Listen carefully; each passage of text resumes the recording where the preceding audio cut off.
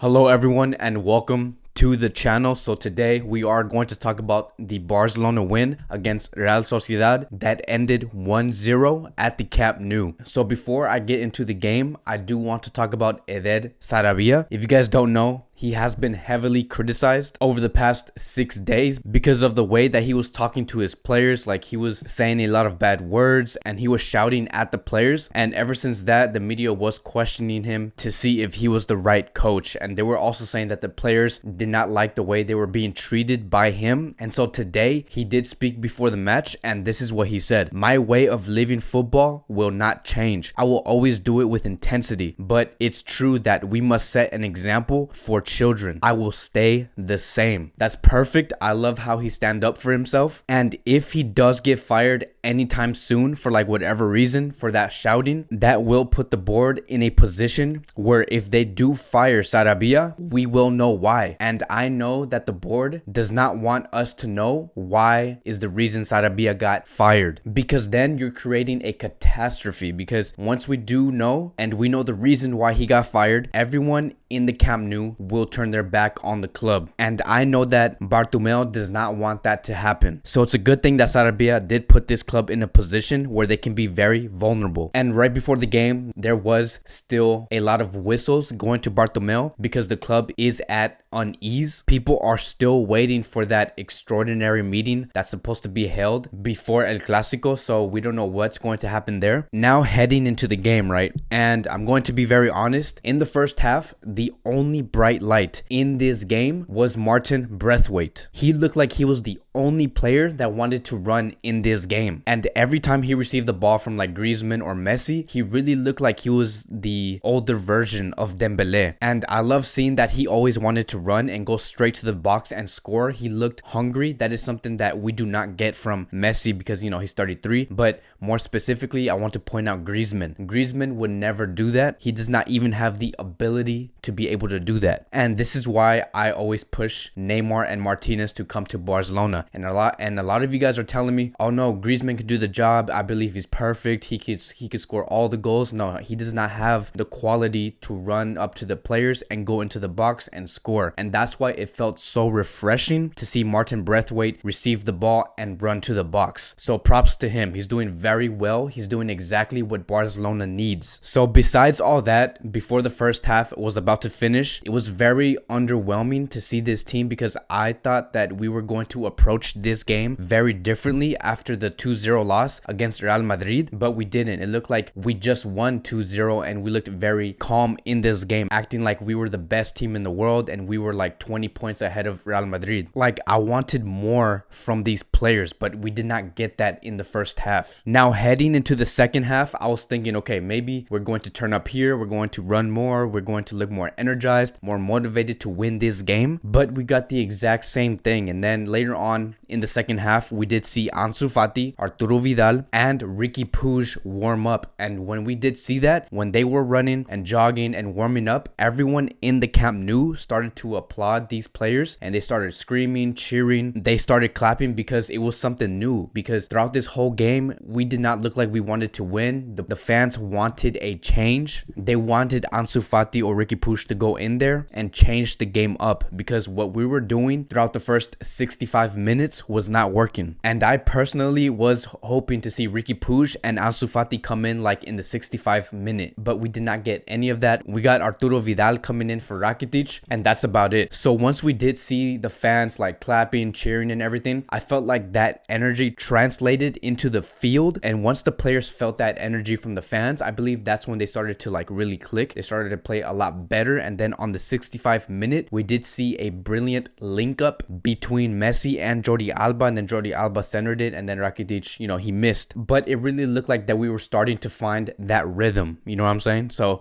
I was hoping throughout the whole game, like, okay, maybe we might end up winning 2-0, 3-0 by the end of this game. But again, it never happened. Like, we went through this moment of playing the game fast, and then we immediately went down and started playing the game slow. And I do not like that from FC FC Barcelona. Like we are not consistent when it comes to energy in the team. Like we play good for like 2 minutes and then come back down for like 30 minutes. In the 80th minute, we did see Lionel Messi score a penalty, and it was a tough call from the ref. I did see the defender have his arm up, and then that's how it got converted into a penalty. If his arm was close to the body, it would not be a penalty. So the reason why it was a tough call is because of the angle. The ref needed to see that angle where he can see the defender's arm up. So yeah, it was converted into a penalty. Then on the 86th minute, Ansu Fati came on, and then I was really thinking, like, why didn't Ansu Fati come in earlier? Like, why couldn't he come in like in the 65th minute? Because the whole point of having a substitute is to make a impact on the field in case something is not working, or change the rhythm, because that is how you make an impact, is to find that rhythm. And when Ansu Fati came on, he only received 5 to 8 minutes, and that's not enough time in order for Ansu Fati to gain that rhythm, get into the game, and then eventually either score or assist. Why do you think it always works when Arturo Vidal comes in the 60th minute? Because he gets into rhythm, you give him 10 to 15 minutes, and then at the end of the game, we start talking about how Vidal has one of the greatest impacts in the world. Is because you gave him time for him to get into rhythm. With Ansu Fati, you put him in on the 86th minute, you only give him 8 to 5 minutes, and it never worked out. He's not given enough time to make that impact. So next time, I suggest Ansu Fati to come in like in the 70th minute, 75th minute, in order for him to do something. If not, you're limiting his chances, and then that could hinder his mental state when he does get onto the field, because he's going to start believing that he cannot contribute anything into this team, and I do not want that to happen. So we have to manage Ansu Fati correctly. So in conclusion, again, it's a very underwhelming game. There's not really much I want to talk about because a lot of things did not really like stand out to me. The players throughout the whole game did not look hungry, and could it be just at the end telling his players like, hey, look, I want you guys to take it easy. We only have 14, 15 players. If one gets injured, we are going to be in very deep trouble. We also have Arthur injured, so I do not want another player being injured, so take it easy. So it could be that. It could be Setien making those commands. But after 7 days of rest, like last time we played was on Sunday, we did have like a 2 to 3 day break without training, and for us to come back and play in this way was just very unacceptable. I also want to point out Lionel Messi. I know this is not the most attractive topic to talk about. I know not a lot of people want to talk about Messi playing badly, but I'm going to talk about it here. You know, Messi just hasn't been performing at his best. He looks slow, and I get it. He's 33 years old. Well, he's about to turn 33 years old, but he is just way too slow. Like not too long ago, he looked like the best player in the world, and then one day he really drops in form. And it's worrying me a little bit because I believe that if he continues to go at this pace and continues to be this inconsistent, then it could really damage FC Barcelona. But we also have to take into account that Messi is playing with one of the worst Barcelona teams since like 2012. Our quality of players in this squad is very low, so we also have to take that into account, and it's not an excuse, it's just facts. Like the players that we currently have now are not good, and also we lack resources. So there's two solutions to fix Messi's form, and that is one, have him play less minutes. And I'm going to be talking about for the next season. For this season, let's just play him every day and let's just see how it goes. But for next season, since he's going to be 33 years old, and if he does continue to play this slow, then he should play less minutes. I believe that he should come on like in the 60th minute, or maybe come in the second half, but just have him play less minutes, because we don't know if his body is tired. We don't know how many more minutes he can take, and we must be very careful about that. The second solution is to have a very athletic and high energy starting 11, meaning having the correct starting 11 behind him. So that is why I welcome Martinez and Neymar,